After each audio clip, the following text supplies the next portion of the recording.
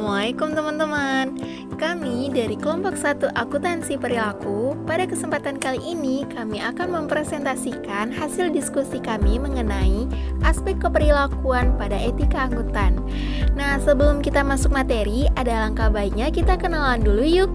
Pertama, ada Arnes Novitasari, Fezi Waldeseska Aulia, Nurul Hikmah Putri, Vini Kisti Arini, dan Yolanda Rashid.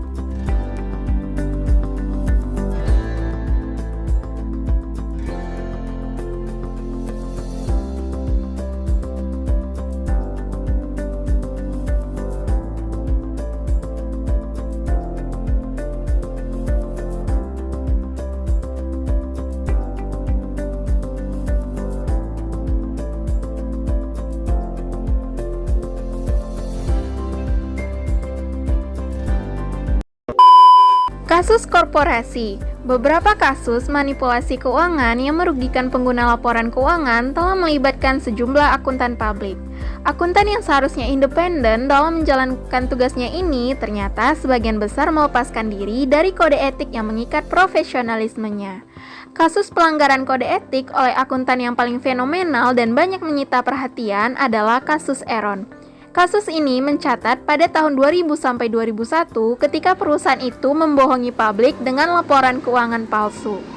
Dalam kasus tersebut diketahui terjadi manipulasi laporan keuangan di mana perusahaan mencatat keuntungan 600 juta dolar, padahal perusahaan mengalami kerugian. Kasus serupa juga pernah terjadi di Indonesia seperti kasus Bank Duta, kasus Bapindo, kasus PT Kimia Farma, dan kasus Bank Lipo. Dilema etika. Dewan Kehormatan IAI dalam laporan pertanggungjawaban pengurus IAI periode 1990 sampai 1994 yang menyebutkan adanya 21 kasus yang melibatkan 53 KAP. Dan dari hasil riset BPKP terhadap 82 KAP dapat diketahui bahwa selama tahun 1994 sampai dengan 1997 terdapat 91,8% KAP yang tidak memenuhi standar profesional akuntan publik. 82,3,9 tidak menerapkan sistem pengendalian mutu, 9,93 tidak mematuhi kode etik, dan 5,26% tidak mematuhi peraturan perundang-undangan. Selanjutnya, etika akuntan. Kode etik akuntan Indonesia memuat 8 prinsip etika sebagai berikut. Pertama, ada tanggung jawab profesi, kepentingan publik, integritas, objektivitas, kompetensi dan kehati-hatian profesional, kerahasiaan, perilaku profesional, dan standar teknis. Kode etik akuntan, yang pertama prinsip dasar, yang kedua pendekatan kerangka konseptual, yang ketiga ancaman dan perlindungan, yang keempat benturan kepentingan, yang kelima penyelesaian konflik etika, dan yang keenam komunikasi dengan penanggung jawab tata kelola. Dan penalaran moral. Arnold dan Ponemon menekankan pentingnya paradigma riset ini karena alasan-alasan berikut. Yang pertama, riset tingkat moral reasoning akuntan dapat memberikan pemahaman tambahan mengenai resolusi konflik etika yang dihadapi oleh akuntan. Yang kedua, riset dalam area ini memfasilitasi pengakuan masalah yang ditimbulkan oleh perbedaan keputusan etika akuntan.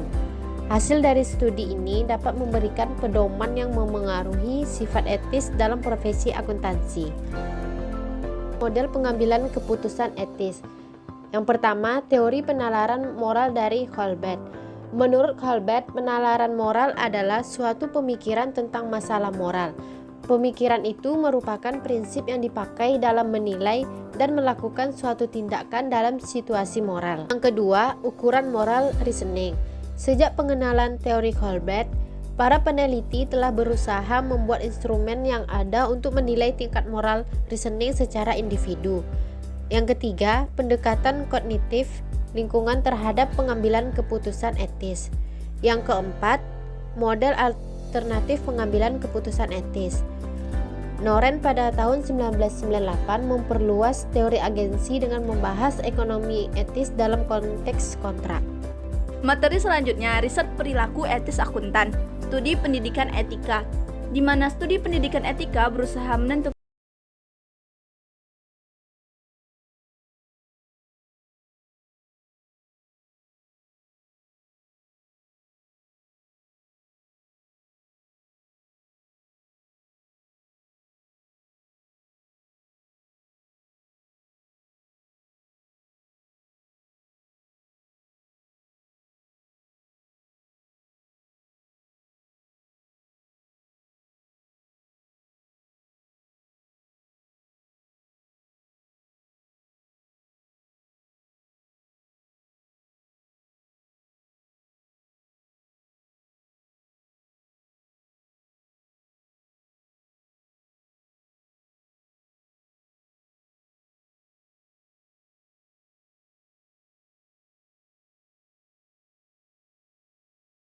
pada eksperimen pilihan ekonomi. Yang kelima, M. Armstrong tahun 1993. Selanjutnya yang keenam yaitu Lempi tahun 1990 untuk studi pengembangan etika. Yang pertama dari Ponemon tahun 1990, di mana Ponemon menyelidiki ethical reasoning dan penilaian praktisi akuntansi dalam perusahaan publik. 2. Ponemon tahun 1992A. 3. Saub dan 1994. Yang keempat, Sweeney tahun 1995. 5. Jeffrey dan Witherholt tahun 1996. Yang keenam, Kate, Lauer, and Ranke tahun 1996. Yang ketiga yaitu studi kepatuhan etis, di mana terdiri dari 1. Ponemon dan Gabbard tahun 1990. Ponemon dan Gabbard mengkaji hubungan antara penilaian independensi auditor dengan tingkat moral reasoning. Hasilnya menunjukkan bahwa auditor dengan skor DIT rendah lebih mungkin untuk melanggar aturan independensi dan lebih sensitif terhadap faktor penalti. Yang kedua, Winsor dan Ashkenazi tahun 1995. Yang ketiga, Skatberg, Shevchik, and Shapiro tahun 1990. Yang keempat, Saub and Lawrence tahun 1996. Anggaran lain kode etik dan perilaku profesional AICPA. Yang pertama, Lempi dan Finn pada tahun 1992 agar semakin memahami situasi di mana auditor dianggap melanggar kode etik dan perilaku profesional AICPA. Lempi dan Finn membuat model atas proses keputusan etis auditor dengan mengembangkan model 5 elemen: mendapatkan pemahaman, mengakui dampak, mempertimbangkan keputusan alternatif, menilai menggunakan nilai lain, dan mengambil keputusan final.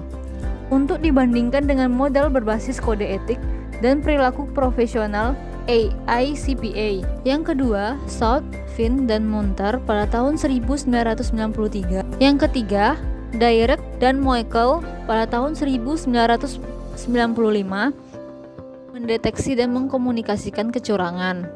Yang pertama, Arnold dan Ponemon pada tahun 1991. Arnold dan Ponemon mengkaji persepsi auditor internal terhadap whistleblowing dalam konteks tingkat moral reasoning mereka. Tugas whistleblowing meliputi 2 kondisi yang berhubungan dengan posisi dari orang-orang yang menemukan kecurangan dan sifat dari balas dendam yang dihadapi whistleblower, yaitu pelapor pelanggaran. Yang kedua, Finn dan Lempi pada tahun 1992. Yang ketiga, Ponemon pada tahun 1993B. Yang keempat, Hook, Kaplan, dan Seyholt pada tahun 1994. Hook dan kawan-kawan menyelidiki satu kemungkinan kesempatan untuk mengurangi penipuan dalam pengambilan keputusan.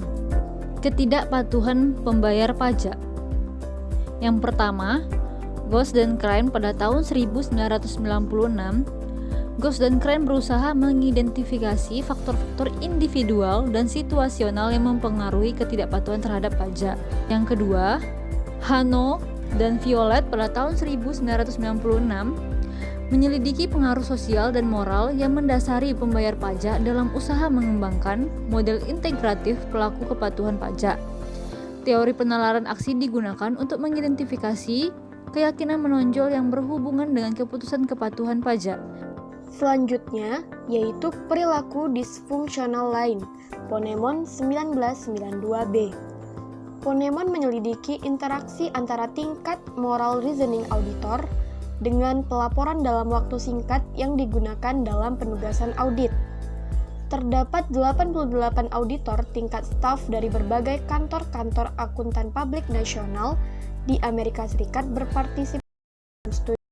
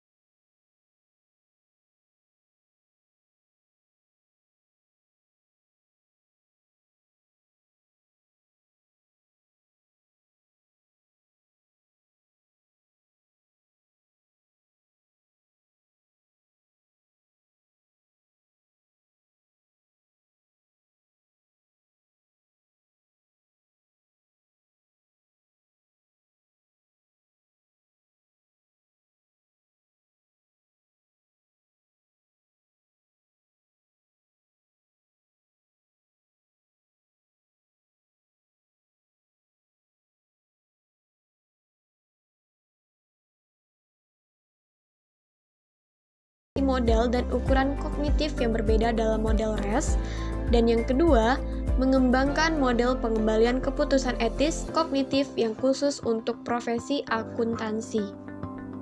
Kesimpulannya ialah konsep sosialisasi etis dalam profesi akuntansi secara khusus menjadi relevan.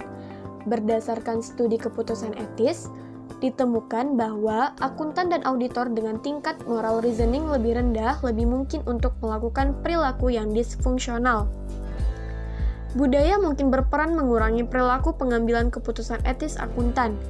Studi etika lintas budaya telah menunjukkan bahwa akuntan di negara lain mempunyai tingkat moral reasoning berbeda dengan akuntan di Amerika Serikat.